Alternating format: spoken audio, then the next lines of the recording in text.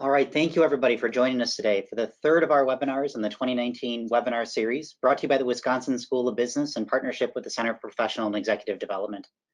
My name is John Zalewski. I'm the Director of Talent Solutions at the Wisconsin School of Business Center for Professional and Executive Development, or CPED for short, and I'll be the host for today's program. Let me just share a bit about our organization. CPED partners with individuals and organizations to enhance performance and productivity through short programs, certificates, coaching, consulting, and assessments. More than 70 programs are delivered annually on site at the Fluno Center here in beautiful downtown Madison by Wisconsin School of Business faculty and other instructors with practical real-world experience. CPED also partners with organizations throughout the world to provide customized development solutions. And for more information on the Center for Professional and Executive Development, please visit our website at uwcped.org. Today's webinar is being recorded, so you will be able to access it again later. You will also receive a survey following today's webinar, and we ask that you do take a few minutes to complete that. Your feedback is critically important as we strive to deliver content that is meaningful and relevant to you. So again, please take a few minutes to complete that survey. It really does make a difference. And with that, I'm going to turn it over to Shannon Tim with the Wisconsin School of Business.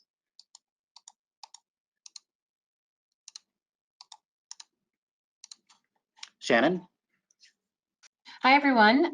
Thanks, John. My name is Shannon Tim, and I'm the Director of Alumni Relations here at the Wisconsin School of Business.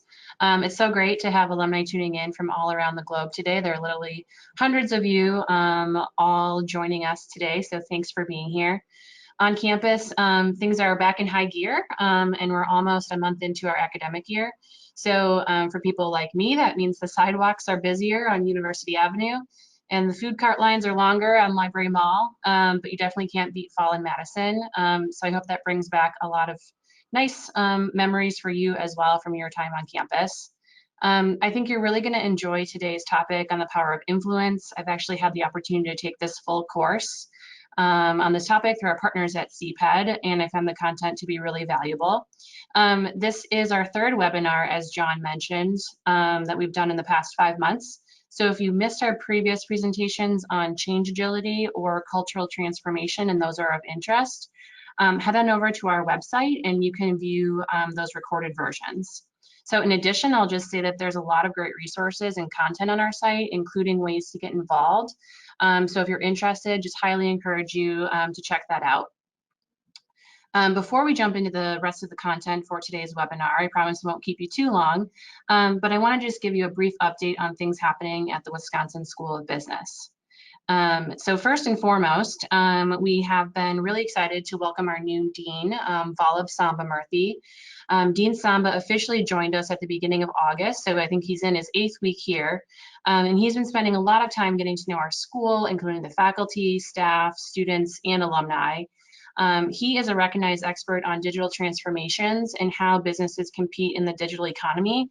And he brings great experience to us from Michigan State University, where he served as the Associate Dean for their MBA programs at the Eli Broad College of Business. So we're really thrilled to have him, and Dean Samba has already been doing a lot of outreach. You've probably seen some of his emails to our alumni community, but he's also been hitting the road. So we were in Milwaukee and New York earlier this month for alumni events, and we have additional stops planned in the coming weeks. So just a quick look at some of our upcoming alumni opportunities, including homecoming. It's a great time of the year to come back to campus. More information about all of these events can be found on our website and actually in our new email newsletter that just launched earlier this week called Business Casual. So if you haven't seen that or read that in your inbox, please be sure to check it out. We're really excited to have launched this new newsletter, and in it you're going to find an informal but informative digest of information that's going to keep you up to date on what's happening at the school, and you're going to take away insights for your life and career. So we hope that you enjoy it. And then finally, other ways to stay kind of up to date on what's going on at the school is to follow us on social media. So you can find us on Facebook, Twitter, Instagram, and LinkedIn. So thanks again for joining us today, and I'm going to turn it back over to John.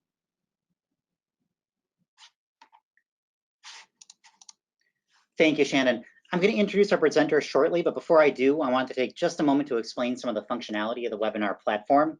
You'll see this panel on your screen, your control panel for the GoToWebinar platform, and near the bottom, you'll see a questions box. if you have any questions at any time during today's presentation, please type them here. They'll be sent privately to our producer and will not be visible to everyone. At a few points during today's session, we will ask for your participation and input, and you'll use that same question box to provide that input. If you want to minimize the panel, simply click on that orange arrow in the upper left, and then to bring it back, click the orange arrow again. Now I'd like to introduce Susan Finerty. Susan's the author of 3 books: Master the Matrix, 7 Essentials for Getting Things Done in Complex Organizations, Cross-Functional Influence, Getting Things Done Across the Organization, and the Cross-Functional Playbook. In 2004, Susan established a consulting practice focused on organizational effectiveness, helping organizations design and implement change, helping teams work effectively together, and coaching individuals. Prior to founding her consultancy, Susan worked in organizational development positions at Baxter Healthcare and 2 small pharmaceutical companies. She now focuses exclusively on helping matrix organizations and matrix practitioners maximize effectiveness and manage complexity. Susan and her team offer solutions for individuals, teams, and organizations in the form of coaching, consulting, and all forms of formal learning.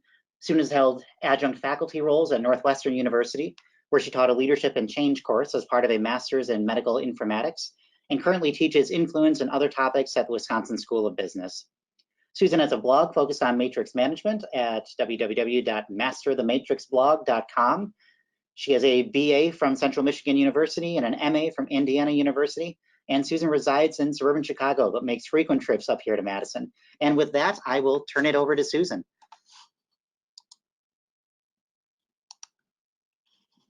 Great. Good morning, good afternoon, good evening, depending on your time zone. I am delighted to be here.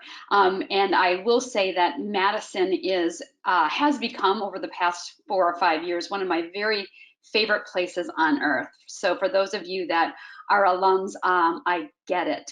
It's quite a place. Let me pull up my slides and we will get started. And here we go.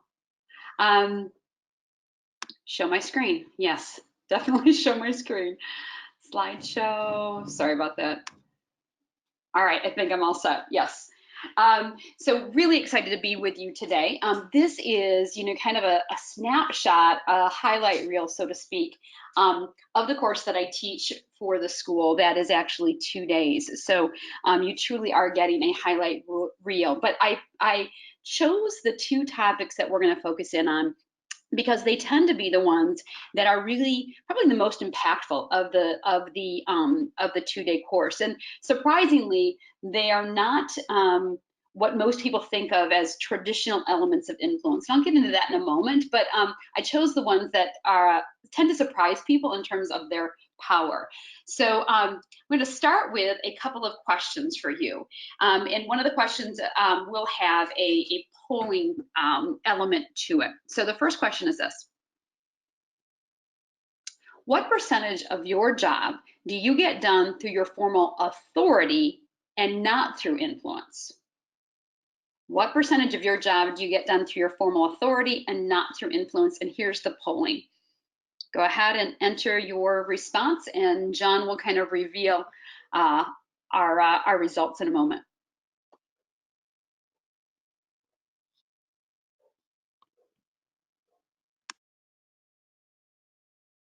Thank you, Susan. I see responses continue to come in.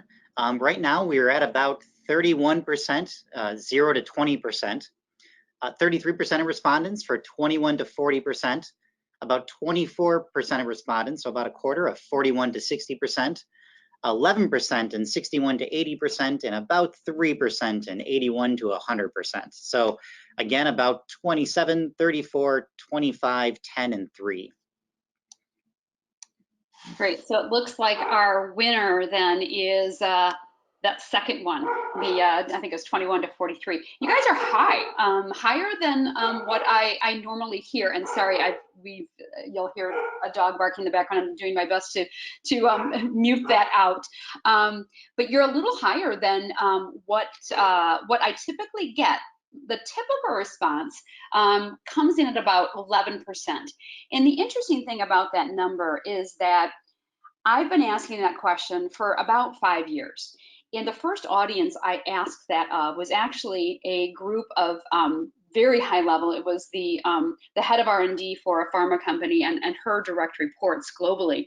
And they set that benchmark at about 11%, and it hasn't really wavered, which I always share that story because influence continues to be incredibly important, regardless of title. So sometimes we equate you know, a certain title, a certain level with, that's when I'm going to be able to make the magic happen.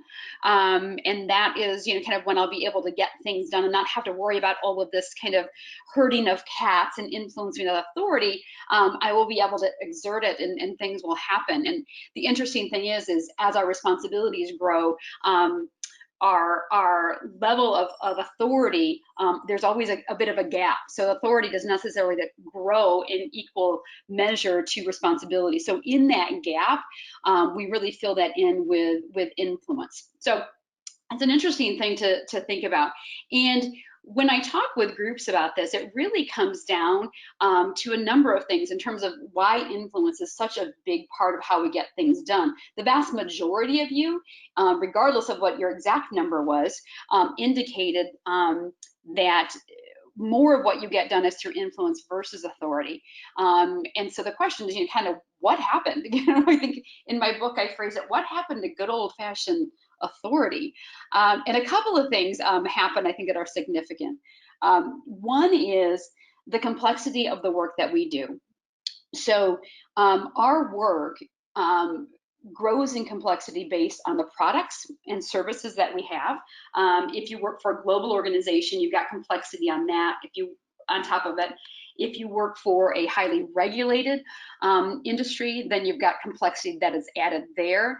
Highly technical products and services add to very complex decision making. So that complexity kind of creates the need to create people who become specialists. So there's no one person in the organization that kind of has all the knowledge that is needed. And so we kind of become specialists. And when you become specialist, any complex decision kind of requires that army of specialists to come together to make it.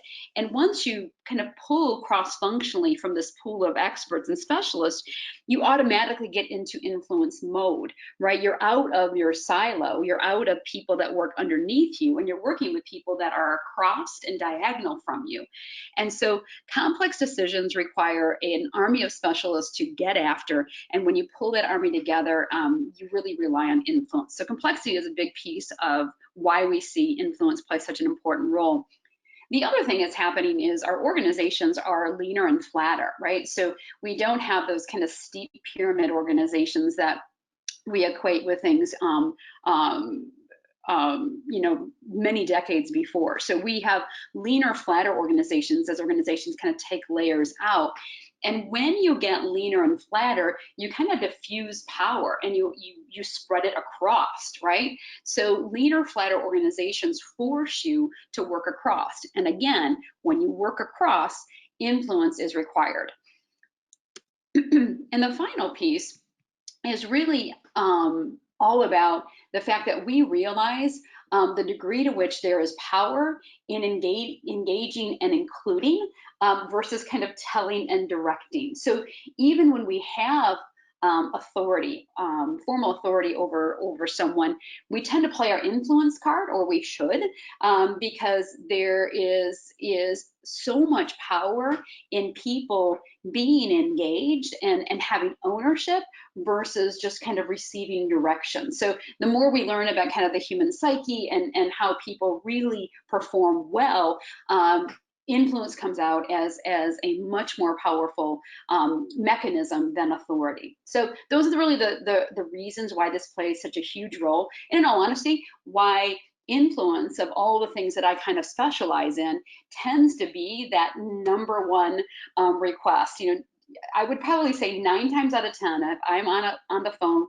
with a client asking about what their needs are, and we're talking about, you know, where skills can be built, they're going to throw influence in there. So it's just a huge part of how we get our work done. So before we jump into kind of the content of this, I do have a few warnings for you, so to speak. Oops, sorry about that. I went to move my panel and it moved everything. So a couple of warnings in terms of some preconceived notions, I guess, that you can have around influence. The first is it's not the same as persuasion. So one of the interesting things about influence, especially within organizations, is that it's much less like selling and much more like negotiating, collaborating, etc. So you'll see a huge body of research and literature around influence that really positions it as persuasion and really looks at the conversation and the degree to which the words that we use and the approach that we use persuades people. But when we think about influence in an organization, it's much broader because you walk into any situation, with, most likely a reputation, with potentially a history with the people that you are influencing, with hopefully knowledge, kind of beyond what you're just what you're influencing or what you're suggesting. So it's not the same as persuasion. It's actually much more complicated than persuasion. So it's broader than that. The next thing is that it's not a solo endeavor. So one of the key pieces in thinking about how you influence an organization is it's very rarely between you and one other person. And in our in-person course on this, I really push this a lot because influence in an organization relies on your ability to vet it with other people, right? To get input, to build alliances, to get others on board. Again, the herding of the cats. And it also can really, really benefit from you working with others to think through your strategy. So from that perspective, it's not kind of a one-person deal. There's almost always yourself and others that go to the decision maker or the decision makers. So key mindset to shift is that it's not a solo endeavor. And even if it's just kind of your idea that you're going to take forward, there's huge benefit in running ideas and influence strategies by other folks. It's not a straight line. So you'll see in a moment the influence model that I use has a final piece, which is kind of follow-up. So the people that are really the most persuasive know that influence and who are the most influential. Influence is not a straight line. It's not a one-time shot. If it's something that's really, really important that you really believe in, then trying it one time and not getting success is probably not an option, right? So it's not a straight line in terms of I'm going to try it and I fail and I move on. Oftentimes we try, we fail, we pick it up again a couple months later. We potentially, take it to a different group of stakeholders, or we kind of position it in a different way. But it's often not a straight line, and it takes a ton of patience and perseverance. And then the last piece is a bit on passion, which is, it's a little probably counterintuitive. And passion, you've got to have it, right? Anytime you've got an idea, whether it's I want to change this process, or I want to, shape this project in a different way, I want to expand the scope, I want to contract the scope, I need a resource and I feel passionately about the power that resource could bring to our project, whatever it is, you've got passion. That passion fuels your influence, but sometimes it can trip you up. So passion sometimes can convince us that all we have to do is inform, not influence, right? This is such a brilliant idea, and the need is so obvious that everybody's going to see it if I just kind of inform them and I place it on the table. And so passion sometimes convinces us that we don't have to have an influence strategy, that we don't have to manage stakeholders, that we don't have to think through our message. And so passion, as much as it can really be persuasive, can sometimes convince us that we can shortcut things when we really can't. So one of the themes, again, is that I bring up when I spend a few days with people on this is just example after example of when we fall in love with an idea and we go rushing into a stakeholder and they kind of look at you like, what are you, where did this come from? What are you talking about? And they slow us down. and really harnessing that persuasion and applying it to the thought process, not kind of just jumping into action quickly. So all of that being said, this is the model, the framework that I use to describe influence and what it takes. The interesting thing is that I first started really examining influence in my first book, which is the Master the Matrix book. And influence was one of 7 parts of that model. And when I wrote that book, I knew that the part of the model and the chapter on influence was going to be really critical. I just knew that from talking to clients that this was a huge part of kind of navigating complex organizations, is being able to influence. I wrote that chapter last, and I was really, really stuck. Probably the worst case of writer's block came with that very important chapter. And what finally unstuck me was the red versus the blue that you see in front of you right now.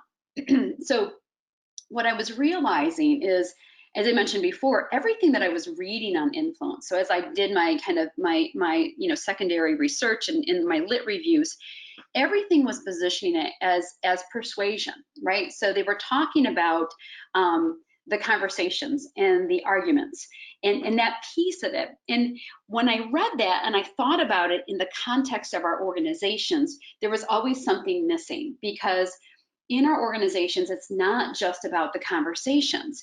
We're not selling a used car when we're trying to get a resource for a project or trying to, create a process for people to follow. And so it's very different than just kind of a dialogue. There's a whole bunch that goes into it before your first PowerPoint slide, right? Before your first conversation. And what goes into it prior to the conversation is all that in red.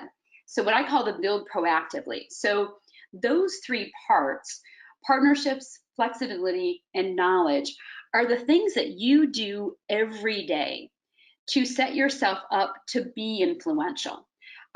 So every day, building partnerships, building kind of a reputation that you can be trusted, demonstrating a willingness to be influenced, that give and take, and not just kind of being steadfast with your own ideas, and being really broad in your perspective and having a knowledge outside of just your immediate area, and being able to really see things at a much higher level, much broader level.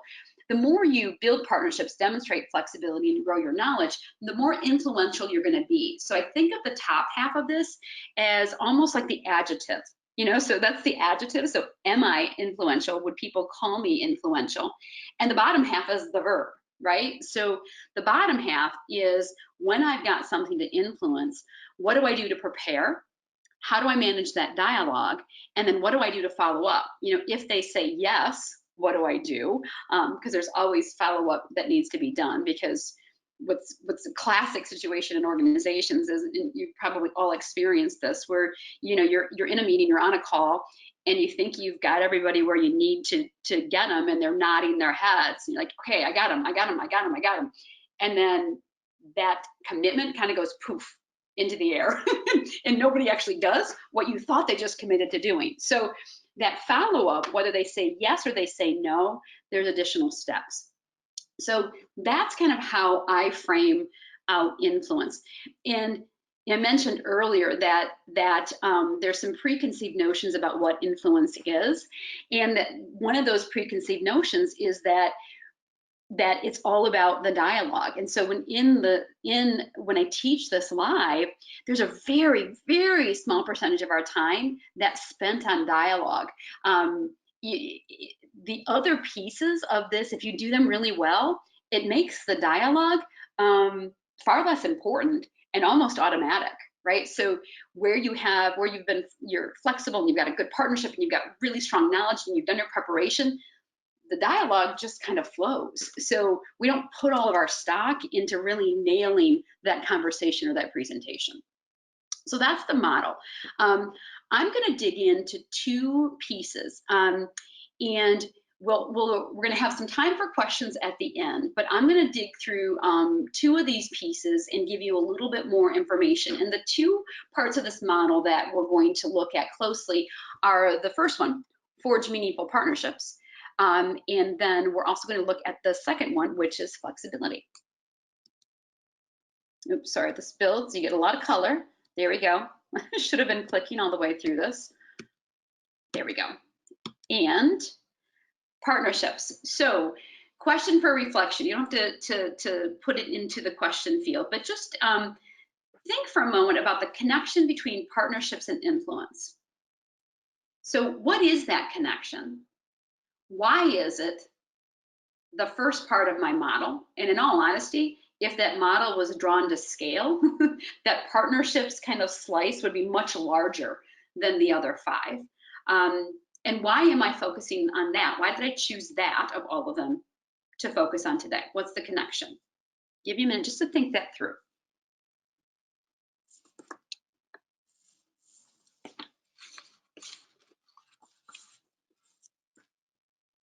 I need some Jeopardy music. Ding, ding, ding, ding, ding, ding, ding. All right, I will have the big reveal for my answer.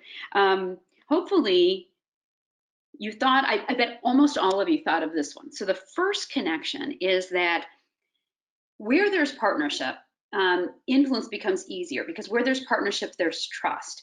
And if someone trusts you, they're far more likely to trust your idea. If someone doesn't trust you, boy, your idea better be absolutely blockbuster and completely risk-free, because that's what it's going to take to convince them.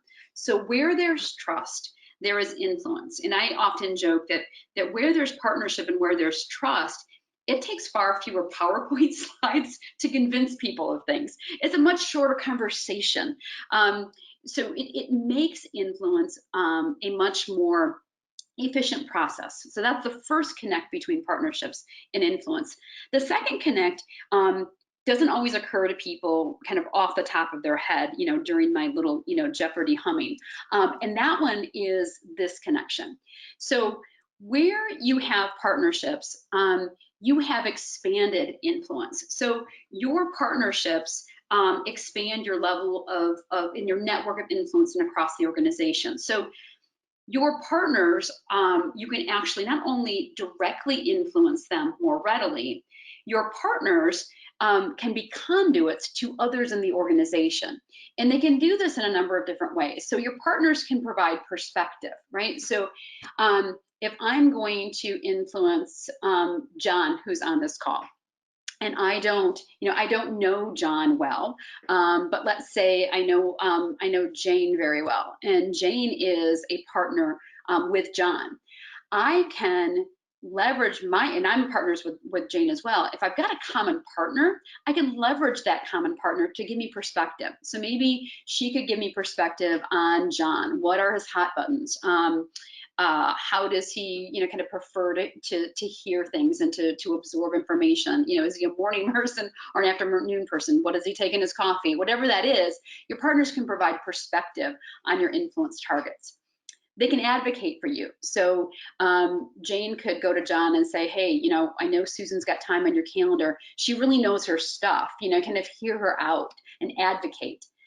They can be an ally of yours. So maybe I bring Jane into the conversation with John, and she kind of, or I just kind of, mention that I've talked to her about this. So we can be allies in this, or they can be surrogates. So if I went to Jane, she may say, you know what, Susan, I know John really well. I get your idea. I totally believe in it. Let me take this one. I got this one. So our partners really expand our network of influence, and we can pull them in a lot of different ways. So if you remember, one of the first mindsets I introduced to you is that influence is not a solo endeavor. This is a great example of that. So always think about the partners that can provide you perspective, those that could advocate for you, those you could bring into your process that could be your ally, and potentially even someone who could influence on your behalf. So partnerships are a really big thing because of that. Now the challenging thing is that these partnerships and organizations are not easy to grow necessarily. And so I was thinking about it, there's something missing. These relationships are very, very unique and different than other relationships we have. The relationships we have at work are missing three key things that really all of our other relationships in our lives have. So you think about all the relationships you have kind of not at work, but outside of work, you probably have some element of proximity. So at one point or another, you had a physical proximity with that person. You grew up in the same neighborhood. You were on the same team. You go to the same church or the same synagogue. You know, maybe your children were on the same team. So there's a proximity element to it. There's also most likely a chemistry element to it. So for some reason, I connect with that person. We have a common style. We have common interests. Maybe we have a common outlook on life. But there's a chemistry to that. And then lastly, all of our other non-work relationships, you know, oftentimes they have an element of time. You know, I've known her forever. I met him when we were in kindergarten, or, you know, at my first job, or whatever that is. They're built over time. Our partnerships at work are often missing all three of those. So in our geographically dispersed, sometimes global and virtual organizations, we don't have proximity. We're not passing people in the hall. We're not grabbing lunch with them oftentimes. So most likely the people that you have to partner with, you don't necessarily bump into, right? So there's that informal piece is gone. So you lost proximity. Chemistry may not be there. And so I always tell people that in your work relationships, if you've got chemistry with those work partners, then that's frosting on the cake. It's not the cake, right? So it's not necessarily, it's a bonus. It's not a requirement for these partnerships at work.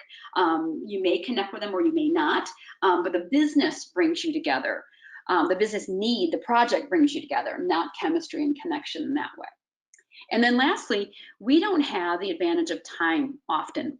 So a lot of times we might be thrown into a project or an issue or a decision with people that, you know, we need to jump in and trust and assume trust. We can't necessarily sit back and go, you know what, I'm going to give John, you know, 6 months or so, and let me see if I can really trust this guy.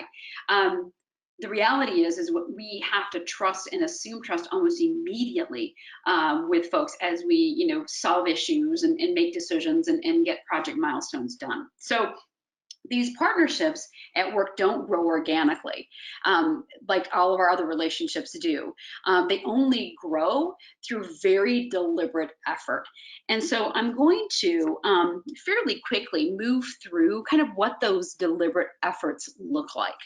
And my advice to you as you hear each of these kind of deliberate efforts is to remember this key mindset. Don't wait for them. So you might hear some of these ideas and say, you know what, I would, but why do I have to do that when they're not doing that? Why should I trust or communicate when they're not going to? The idea behind this mindset is we don't predicate our behavior on their behavior. We do what's right in the situation, regardless of whether or not they're giving that to us. So don't wait for them as a key mindset within this. As we go through these deliberate efforts, what I call investments, think of a partner. Think of a partnership you have at work and just kind of keep that. Maybe it's a tough one, right? So maybe it's a trickier one. Keep that person in mind as I kind of give you a sense of what I mean to invest in a partnership. All right, I will show you 6 partnership investments. The first is trust them. And the idea behind this one is to really think about trust as a behavior. So, you know, I have the question up there, you know, what does trust look like? So not just thinking of trust as a feeling or an evaluation, I have it or I don't have it with them, but think about it as a behavior and truly demonstrate trust in people. So one of the best ways to build or rebuild trust in others is to demonstrate trust in them. Which can be tricky if it's a historic issue around trust. But I encourage people to demonstrate trust and find low risk ways to demonstrate trust, because it's nearly impossible to trust someone that doesn't trust you. So I'm going to say that again because it's kind of a big deal. It's nearly impossible to trust someone who doesn't demonstrate trust in you. So in order to rebuild trust, oftentimes you need to demonstrate trust. And sometimes you demonstrate trust even before you feel trust. But demonstrating trust is a huge investment in people, and huge investment in partnerships. Being trustworthy yourself is big. So making sure that you are investing the time to make sure that you are reliable, that you're consistent, and that you acknowledge when you're wrong. Acknowledge when you've made a mistake, acknowledge when you need help. People that show that vulnerability are trustworthy. People who are kind of Teflon and never admit they're wrong, never admit they need help, never admit they don't know, we over time stop trusting them because they're not being honest with themselves. And if they're not being honest with themselves, I'm going to doubt whether or not they're being honest with me. So that be trustworthy. Historically, always people talk about reliability and consistency, but that acknowledge piece is really critical as well. The next one is set and reset communication. So a really simple way to look at setting communication parameters with a partner. So acknowledging that you might have communication issues, asking about what their expectations are around what they need to know and how, planning it and getting into a rhythm. And all of that helps rebuild trust. So communication is really a key input into trust. But what that does in terms of kind of solidifying that cadence and getting into that rhythm is that it also helps you avoid the out of sight, out of mind trap, right? So I talked earlier about the fact that so often our partners are not people we run into in the hall. If you have a predictable cadence with people, you don't have to rely on that visual cue of seeing them in the hall to remind you that you need to give them an update or share some information with them. So being real structured in how you communicate and organizing that and planning that with them is a really powerful investment you can make in the partnership. The next one is clean up conflict. And the idea here is sometimes our partnerships are held back because there is an underlying conflict that hasn't been resolved. And so this is really all about kind of thinking through with a partner, what are conflicts that I'm stockpiling, right? Are there things that have been building up? What can I let go of? And then what do I need to tackle? And if there are things that you need to tackle, I often call it, you're going to have be able to put up with 7 minutes of pain. And what I always tell people is that I'm a runner and I'm not a very good runner. And I think of it in terms of songs, right? And so I can run 2 more songs. 2 more songs is about 7 minutes. And you can do just about anything for 7 minutes. So the idea is to really kind of set the stage and set the expectation with somebody. If there's a conflict, kind of engage them by, setting the stage in terms of there's something I need to talk to you about, and it's not going to necessarily be an easy conversation, and I may not even be good at it. To humanize and to set the expectation. The second piece is to really focus your conversation on cleaning up your own lens, your view of things. So this approach to conflict is different than kind of conflict resolution. I think of it much more of me clearing my perspective, clearing my cache, so to speak, clearing out my cookies on that person. And so to be able to just kind of put something on the table, not to resolve it, not for them to admit guilt finally and once and for all, but for me to be able to let go of it. So, if it was a missed deadline, you could say something like, I just need to put it on the table that I'm still struggling with the missed deadline from 6 months ago. And I'm hoping if I say it out loud, I'll be able to let it go so that we can kind of move on in our partnership. So it's not about that person taking responsibility for that missed deadline. It's about me letting go so that doesn't cloud my vision and view of them any longer. And the focus on these conversations is on the future. So it's not the rearview mirror, again, trying to get accountability.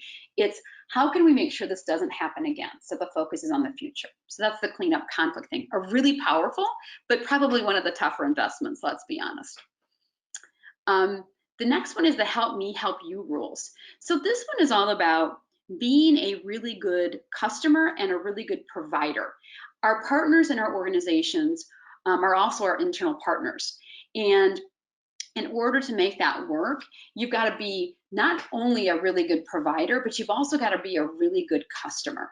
And so being able to really be a good customer, and don't cry wolf on the urgency of something. Know your provider's business. Co-own any failures that you have, and don't assume that your priorities are known or shared. That all adds up to being a really good customer to them. Traditional customer service kind of, the customer is always right. When we think about customer service with our partners at work, it's actually a much more balanced kind of approach, where there's onus on the customer to really truly do their best to make things work as well. And then the last two I kind of blend together. So 6 and 7 I kind of blend into one, and that's advocate and include. So advocate for people, kind of publicly advocate for them, and include them on decisions, on information, in meetings, etc. So advocate and include are big investments as well. So those are the investments in partnerships. As I said, the ones at work don't necessarily grow organically, they grow through deliberate effort. And that deliberate effort really sets you up to be able to influence in a completely different way. So I know I asked you to think of one partner. Hopefully you have that person in mind, and there's a few things that you can do on this list to really invest in them. And by investing in that partnership, you're going to be able to collaborate and influence in a completely different way. So we're going to move on to our next piece, which is flexibility. So I'm going to take about probably about 10 minutes on flexibility, and then we'll leave about the last 10 minutes for questions. So question for you, and this one we are going to have you enter in the question space that John showed you earlier. When are you most flexible, and when are you least flexible? Okay, just a couple ideas. What comes to mind in terms of when you're most flexible and when you're least flexible? I'll give you about, I don't know, a minute or so, and then John will kind of summarize what he's seeing in that field. And again, please type your responses to this question in that questions box in your GoToWebinar control panel.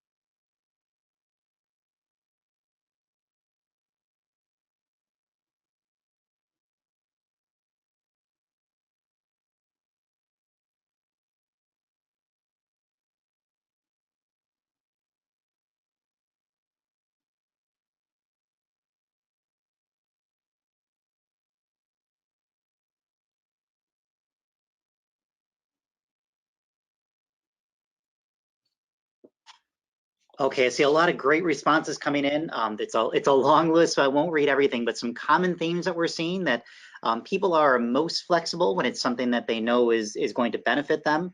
Most flexible when they have trust with the person with whom they're working.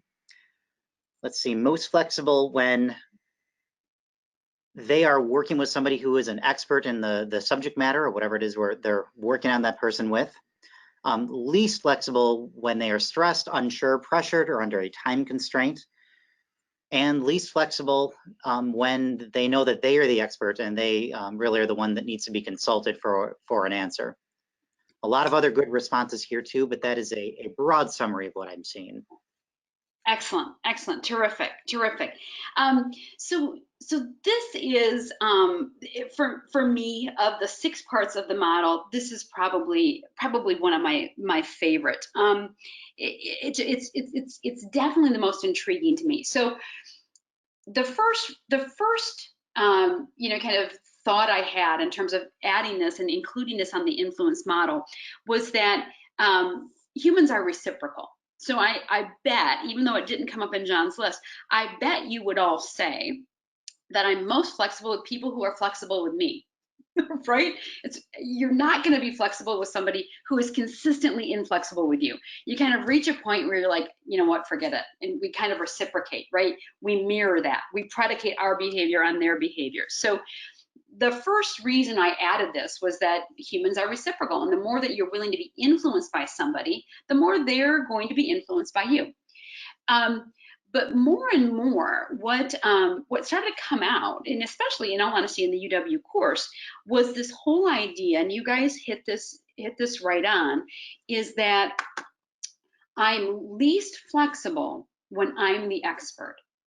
So that started, kind of coming up a lot when I would have this discussion in the classes. And so I started to explore this, and it's been a really interesting bit of exploration because what comes out of that is a really interesting dynamic, right? So we have a certain expertise in the organization, and the organization really pays us for that expertise.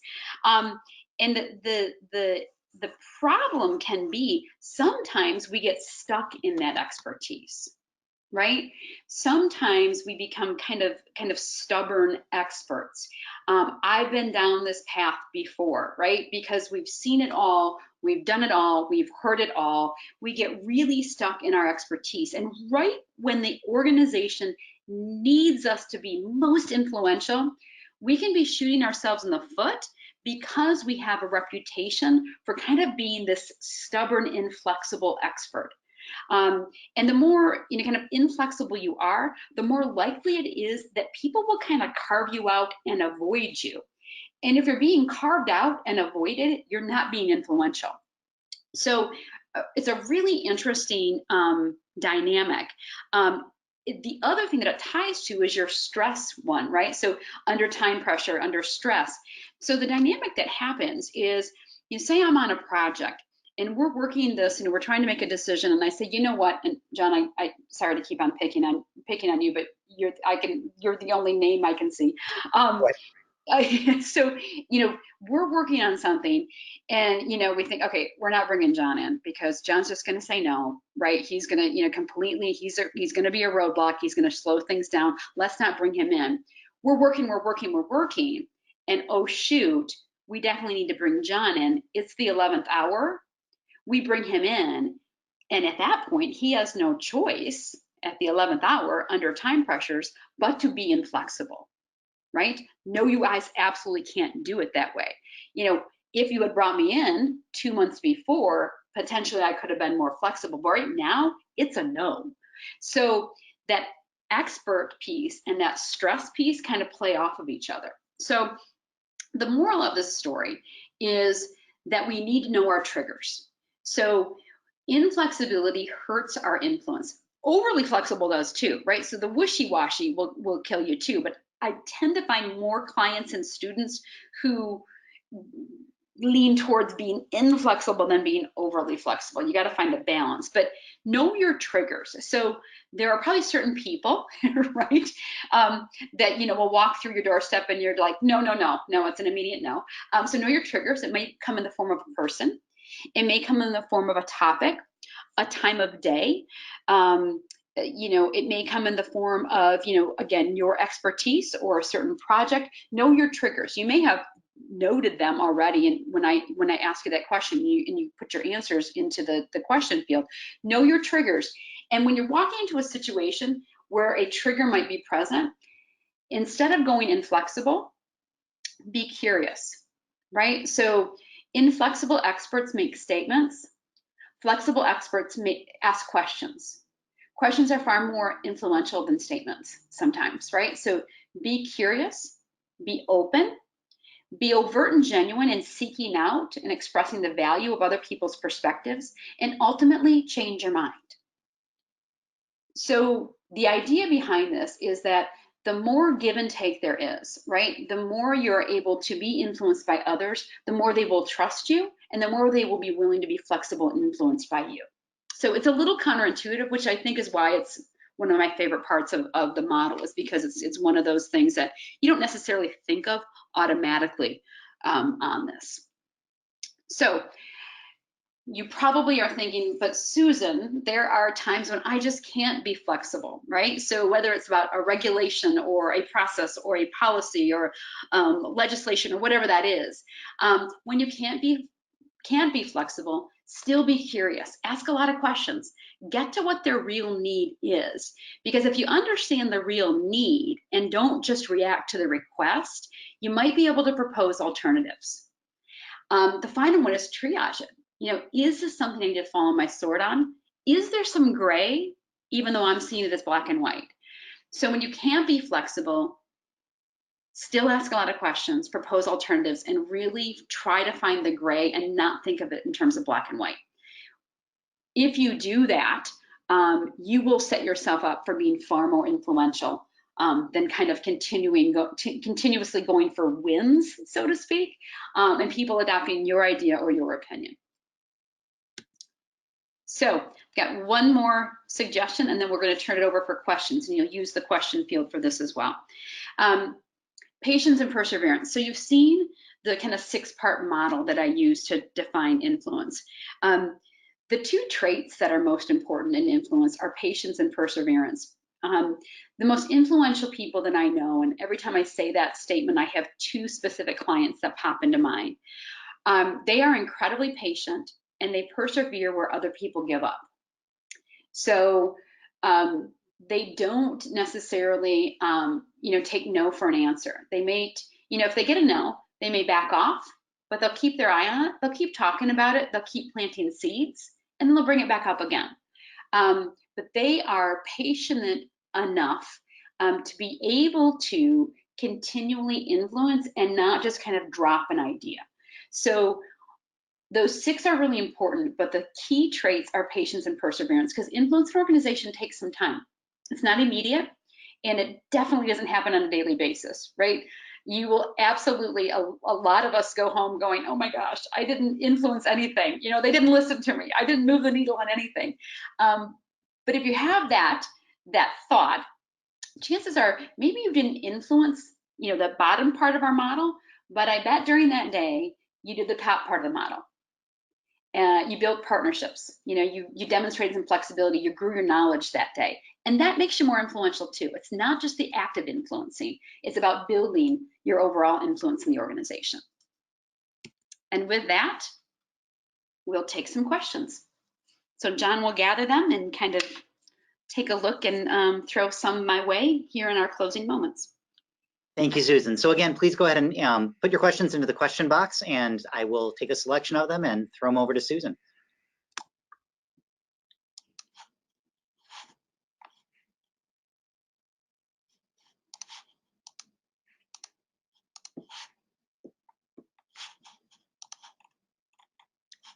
Okay, I do see some questions coming in. A couple questions about the slides. We will be sending out the recording of today's session, so that'll be incoming as well. So please be on the lookout for that. Some other questions that are coming in pertaining to the topic at hand. One, Susan, is what is most important when we're influencing up in an organization? Okay, great question. So the influencing up piece, I always tell people that there's a couple of things that become increasingly important. The trustworthiness is really, really key. So the degree to which you've earned their trust is huge. Perspective and knowledge is really, really key. When you're influencing up, you've got to be able to position your idea from a perspective broader than just the tip of your nose. So you have to be able to link it to a larger goal, a larger strategy. You've got to be able to indicate your understanding broadly, that you've thought through the implications, not just your own immediate needs. So trustworthiness, broad perspective are really key, and then follow-up is really key. So specifically, the follow-up piece is, when you're influencing up, you're influencing really, really busy people who forget a lot. So if they say yes, just know your work's not done, and there's going to be a lot of reminding, a lot of following up, right? If they say yes, you've also got to think about, how do I make it easy for them? So when you're influencing up, I always think about it as, if they say yes, how do I make this so easy for them that they can't, kind of ignore it. They can't put it off because it seems like too much work. So whatever you can do, and sometimes that takes the shape of, I say you're asking them to, make a presentation on behalf of your project. You build the deck and they edit it. Say you're asking for a resource. You complete the online process. All they have to do is click, approve. So those things, so the trustworthiness, broad perspective, and tons of follow-up, I think take on an extra importance when you're influencing up. Great question. What else you got? Thank you, Susan. Another good one we had here is, how do we build partnerships with people who are truly difficult?